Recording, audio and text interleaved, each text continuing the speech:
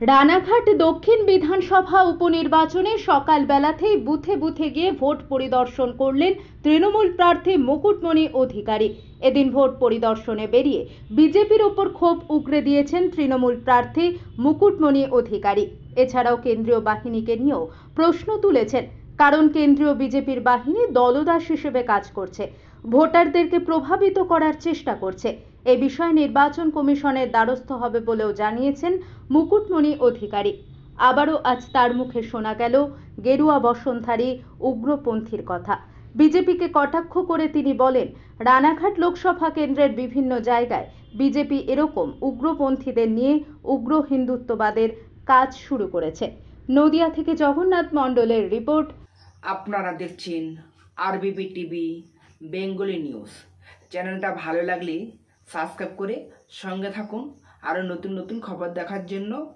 2024 লোকসভা নির্বাচনের ফলাফল ঘোষণার দিন থেকে রানাঘাট লোকসভার মানুষ, পশ্চিমবঙ্গের মানুষ, বিশেষ করে রানাঘাট দক্ষিণের মানুষের মনের মধ্যে যে অন্ধ মোহের বেড়াজাল ছিল, যে বিজেপির উগ্র হিন্দুত্ব যা সনাতন ধর্মের বিরোধী, সেই উগ্র হিন্দুত্বের বেড়াজাল ছিল এবং নাগরিকত্ব সংশোধনী আইনের মাধ্যমে নাগরিকত্ব পেয়ে গেছি বলে যে একটা ভুল ধারণা মতুয়া উদ্বাস্তু শরণার্থী রাজবংশী মানুষের মধ্যে ছিল, সেই ধারণা থেকে মানুষ ধীরে বেরিয়ে আসছেন এবং তারা বুঝেছেন ওয়েস্ট বেঙ্গলে আগামী 20-25 বছর বিজেপির আর কোনো চান্স নেই।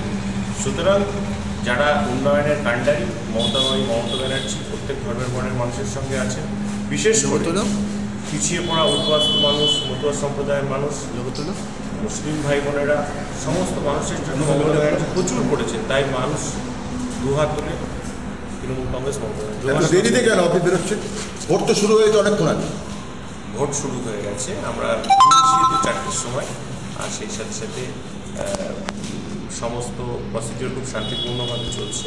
এখনো কি অভিযোগ এসছে আপনার কাছে? কোনো না, কোনো মনোজ বিশ্বাস বিজেপি প্রার্থী, তিনি অভিযোগ করছেন আপনি এখানে মহামৈত্র ঘাঁটি কেটেছে এবং এখানে চাপড়ায় দেবেশ সিং ঘাঁটি কেটেছে এবং তারা ভোট করাচ্ছে এবং সেটা নিয়ে অভিযোগ করছে, ক্যামেরায় অন ক্যামেরায় বলেছে। আপনারা এতক্ষণ দাঁড়িয়েছিলেন, বসেছিলেন, আপনারা মহামৈত্রকে দেখেছেন, দেবেশ সিংকে দেখেছেন। সুতরাং এই পরজীবী পরগাছা একটা ক্যান্ডিডেট যার নিজের চালচুলো নেই, বিজেপির লোকজন যাকে চেনে না, এলাকার মানুষ তো অনেক দূরস্থ, তার কথাতে খুব একটা কিছু এসে যায়। দাদা, আরেকটা প্রশ্ন রাখবো যে বিজেপি কিন্তু বারবার অভিযোগ করছে যে বহিরাগত দিয়ে ভোট করানোর চেষ্টা করছে তৃণমূল কংগ্রেস এবং সন্ত্রাসবাদীদের আশ্রয় দিয়ে ভোট করানোর চেষ্টা করছে, কি বললাম ভাই? দেখুন, আমরা মামাটি মানুষের সরকারের অধীনে কাজ করি। আমরা মমতা ব্যানার্জি, তৃণমূল কংগ্রেস, অভিষেক ব্যানার্জির দলের সততার সঙ্গে কাজ করি। এখানে আমাদের বহিরাগতদের প্রয়োজন পড়ে না। আমাদের এলাকার কর্মীরা তারা যথেষ্ট সচেষ্ট এবং সকলে একসাথে মিলে কাজ করছেন। আপনারা প্রত্যেকেই জানেন এই নির্বাচনে। আমি যেটা বলতে চাই যে বিজেপি গেরুয়া জঙ্গিদেরকে ঢোকাচ্ছে, বিজেপি বজরং দলের সদস্যদেরকে ঢোকাচ্ছে, যারা এক কথায় উগ্র হিন্দুত্ববাদী টেররিস্টও বলতে পারে। সেই সাথে সাথে বিজেপির বিভিন্ন জায়গা থেকে ছেলেরা বিভিন্ন জায়গায় ঢুকছে, আমরা খবর পাচ্ছি। কিন্তু আমি আমাদের তরফ থেকে স্পষ্ট করে বলতে পারি, আমরা নো ভায়োলেন্সের পক্ষে। আমরা লোকসভা নির্বাচনের একটি সিঙ্গেল ইনসিডেন্ট আমাদের দল থেকে হয়নি, বরং বিজেপি আমাদের নেত্রী পূর্ণিমা দত্তকে মেরে আইসিইউতে পাঠিয়েছিল। এগুলো আপনাদের জানা নেই। কল্যাণী জওহরলাল নেহরু, আপনি তো এই কেন্দ্রের বিজেপির বিধায়ক ছিলেন, আপনার এই দল চেঞ্জ এবং আপনার রিজাইন দিয়েছেন, তার জন্য তো বাই ইলেকশন, সেখানে বিজেপির পক্ষ এই ব্যাপারগুলো এখন আসছে আপনার কাছে, তখন আসেনি? কোন বিষয়গুলো আসছে? মানে যে এই যে প্রশ্নগুলো জানি বলেই তো বলছি, গেরুয়া জঙ্গিরা ঢোকে, বজরং দলের জঙ্গিরা ঢোকে, জানি বলেই তো। সেই কারণে কি দলটা ছেড়েছে, বিধায়ক পদ ছেড়েছে? বহিরাগতরা ঢুকে বলে বিধায়ক পদ ছাড়িনি, এটা আপনার অ্যাবসার্ড কোশ্চেন। আপনার সাংবাদিকতার নিয়ে আমার প্রশ্ন আছে। দাদা, জয় নিয়ে কতটা আশাবাদী? 100% আশাবাদী। দাদা, যেখানে জগন্নাথ সরকার প্রশ্ন তুলেছে যে আপনি এর আগের বছরে হেরেছেন, এবারও হারবেন, কি বলবেন? ছকাকে প্রথমবার 19 জেতানোর পেছনে আমার অনেক অবদান ছিল। 15 দিন আমি নিজের খরচায় নিজে প্রচার করে দিয়েছি। তবে তো ফতুয়া পড়া জগা আজ মেয়েবাজি করছে হোটেলে গিয়ে সারাদিন রাত। দাদা, এখান থেকে বেরিয়ে কোথায় এখন যাবেন? প্রথম আমরা হবিবপুর ঘুরবো, হবিবপুর থেকে আনুলিয়া, পায়েরডাঙ্গা, মাঝিরগ্রাম, দেবগ্রাম, তারপরে হেডকোয়ার্টার্স আছে, বিভিন্ন জায়গাগুলো আমরা পরপর ঘুরবো রাউন্ড। এখনো পর্যন্ত কোনো অভিযোগ আপনার কাছে আসেনি?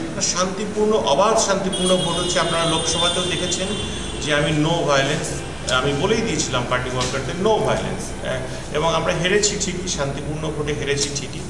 আমাদের নিজেদের অনেক সমস্যা ছিল, গ্রহণযোগ্যতা কম থাকতে পারে, ব্যক্তিগত স্তরে আমার সমস্যা থাকতে পারে, আমরা মানুষের মার্জিন করেছি এবং একটি ভায়োলেন্সও হয়নি। আপনারা নিজেরা খবর করেছেন জানেন।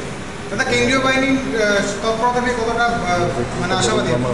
কেন্দ্রীয় বাহিনীর তৎপরতা অত্যন্ত চোখে পড়ার মতো এবং দৃষ্টিকটু। একটা উপনির্বাচন, সেখানে প্রত্যেক বুথে 4 জন করে কেন্দ্রীয় বাহিনী আছে, আর রাজ্য সরকারের পুলিশও আছে, তাদেরকে সম্পূর্ণ সহযোগিতা করছে। কেন্দ্রীয় বাহিনী বিভিন্ন জায়গায় গিয়ে গুন্ডামি করছে, পাড়ার মধ্যে ঢুকে যাচ্ছে, কারো কারো বাড়ির মধ্যেও ঢুকে যাচ্ছে, এবং এখনই এইমাত্র খবর আসলো 118, 116, 117 এই বুথগুলো হিজুলি 1 নম্বর অঞ্চলে, সেখানে অলরেডি কেন্দ্রীয় বাহিনী বুথের ভিতরে ঢুকে বিজেপির দালালি করছে। সুতরাং এই ধরনের একটা দালাল কেন্দ্রীয় বাহিনী, দালাল নির্বাচন কমিশন, তাদের বিরুদ্ধে দাঁড়িয়ে আমাদের লড়াই যথেষ্ট। এই অভিযোগ কি কেন্দ্রীয় নির্বাচন কমিশনে জানাবেন? অবশ্যই জানাবেন।